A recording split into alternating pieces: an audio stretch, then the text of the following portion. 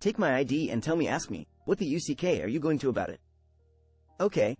So when I was a wee superb _ raccoon. But still superb. I was in the Navy, recently 21, we decided to go to a bar that had a decent local cover band. So we show up and I present my ID.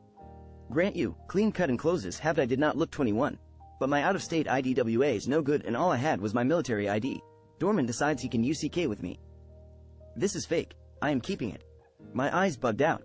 Dude, that is a military ID. Give it back. Nope, mine now. $20 bucks or UCK off. I can't get back on base without it. I said, then you better cough up $20 or UCK off. Oh, I see. This is a shakedown. UCK off, huh? Okay, cue malicious compliance. Buddy who drove and used state ID drove us back. We go into the officer of the day's office to report my lost, stolen ID. Ood is a crusty old astard, but fair. Actually a Mustang, he takes orders from the president and God. And we are not sure of the president. He might tell him to UCK off if it is a stupid idea. He listens. My buddy backs my story. His eyes narrow in an evil, evil way. Chief, can you come up here? I got a present for you. I started to shake a little. Am I headed for a few days in the brig for losing my ID? UCK, there goes any chance of a bump to E4. Seaman Raccoon here says the doorman at Joe's took his ID and wants $20. Pull a driver and one of those jarheads at the gate and go down there and sort it out. The chief looks at me like fresh meat. Come on you two, we are going for a ride. So we all pile in the van with a couple of Marinese and BDU and sidearms. It is quiet on the way there. Chief don't look too happy. Can't believe I gotta deal with this hit. Well, at least I don't have to sit at the desk all night, so we roll up.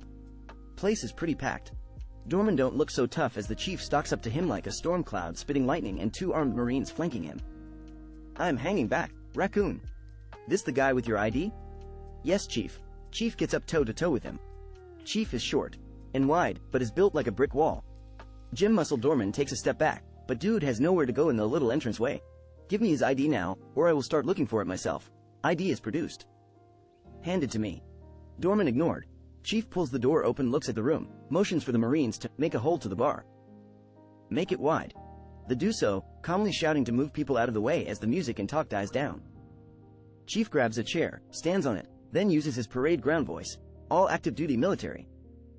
This site is now on the prohibited list. Pay your tab and get out. He gets down, walks out with Marines tailing him. And half the bar follows them out. Very few are active duty this far from base, but many are reserve or retired. They don't like hit like this either. Place went on the list and was still there when I transferred out 6 meters or so later. Yep. I upped off. Hard and fast. Director told me I had to prove myself for a promotion. So I proved myself to another company for a 25% base pay increase and double the bonus percent.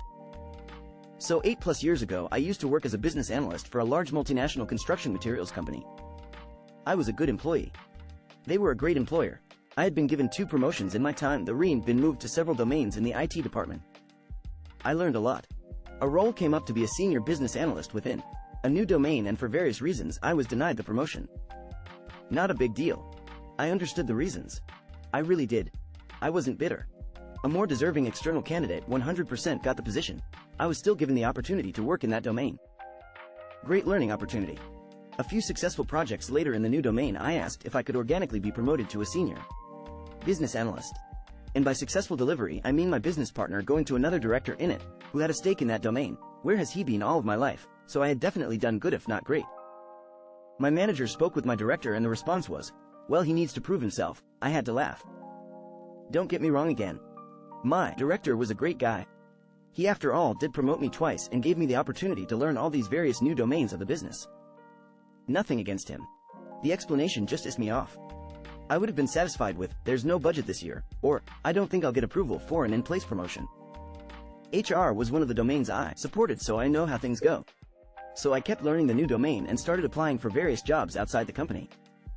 Took a few months, but one role finally clicked. Current job, $88,000 plus 15% bonus paid annually. New job, $110,000 plus 30% bonus paid quarterly. Director wanted me to prove myself. I just proved my worth to another company. Got a $22,000 raise on my base and doubled my bonus percentage. My manager then comes and asks me, so was there anything we could have done to keep you, like make you a senior? Well, I only started looking because they said no to being promoted. Otherwise I was and still am happy here. The money is hard to turn down though. In hindsight I am glad they denied me the promotion. I would have never left that company otherwise and not been on my current career trajectory. Don't want to pay for my ambulance? How about a helicopter instead? I had an anaphylactic reaction a few months ago and recently received a large bill for being taken to hospital in an ambulance. Apparently, the ambulance company, while owned by the in-network hospital, was out of network, so the bill was on me. Wanting to avoid this situation in the future, I called my health insurance company to ask what ambulance companies were in network. That's when I learned that absolutely no ambulances for a 150-mile radius are in network, except for 3 helicopter ambulance companies. So I live in a fairly rural area, where many folks are hours away from the nearest hospital, and farm accidents are common, so it makes sense that we have helicopter ambulances. But I live in town, and a ground ambulance is by far the cheapest and easiest thing for everyone. But it's not in network. The insurance representative said that the reason the ambulance wasn't covered was to encourage members to use in-network services. So I said, the in-network option is a helicopter, and I live 3 miles by road from the hospital. Are you sure you want me to use the in-network option? There was a long pause, and she said she had to check with her supervisor. A week later, I got a letter from my insurance company saying that my bill was paid in full. Looks like they did not want that in-network option after all. I don't think your kid will like my candy, lady, but whatever. Since there's only a week left of summer, I decided to take the kids to the local amusement water park today. As I've gotten older, the rides have gotten a little tougher on me. In addition, my daughter tends to get motion sick rather easily. I don't like the way motion sickness pills make me feel. So, I always take a Ziploc baggie full of ginger candy along to prevent and soothe nausea. Today, I had chewy mango ginger candies, hard planger candies, and hard lemon ginger candies. For those who've never had ginger candy, it is spicy. The lemon ginger is probably the mildest. The planger is just plain hot. The mango ginger are sweet and spicy, but they also stick to your teeth like crazy. They're definitely an acquired taste. As we are standing in line for the log ride, I pull out my baggie. I choose a lemon one, as does my son, 13.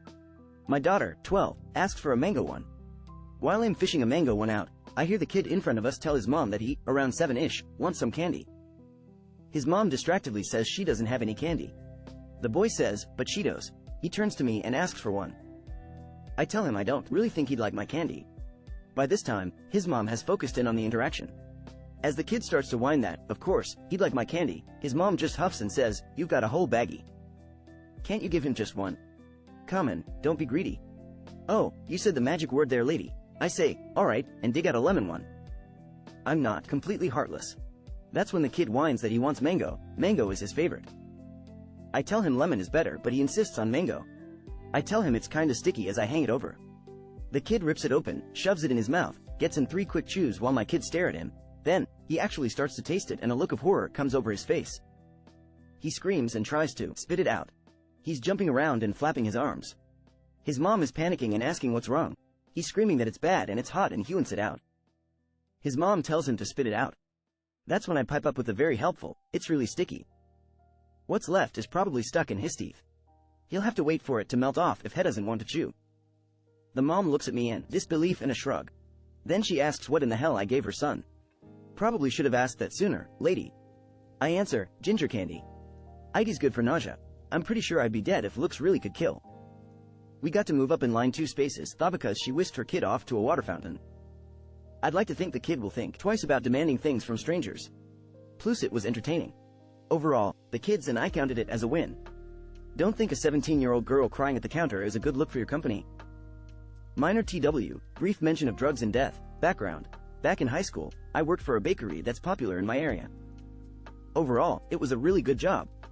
I liked the people I worked with, I loved baking and the food was great, a really good gig for a high school job. My bosses though, they were hit or miss. They simultaneously tried to be our friend and boss, and randomly would be total Oz. With no heads up. But for the most part, they didn't bother me too much and I made do. One night my senior year, one of my best friends dead and passed away. I was of course, inconsolable. The next day I had a shift. I call Ed my boss to let them know I couldn't go in, but it was a day he decided to stick to his guns and be a jerk, telling me I had to come in, no one could cover, even after I explained what was happening. Why didn't I quit? I should've, but I was in shock and a kid and it honestly didn't even enter my mind. I went the other way instead. Said, fine, I'll be there, just as I am. So you can imagine how awkward it was for customers to come up to the counter at their local bakery, to see a young woman with tears streaming down her face trying to ring them up, snotty-nosed and hiccuping through the interaction. Thankfully my shift supervisor actually had a heart and sent me home and changed my schedule for a few days. It's minor MC, and while horrible at the time, it makes me laugh now.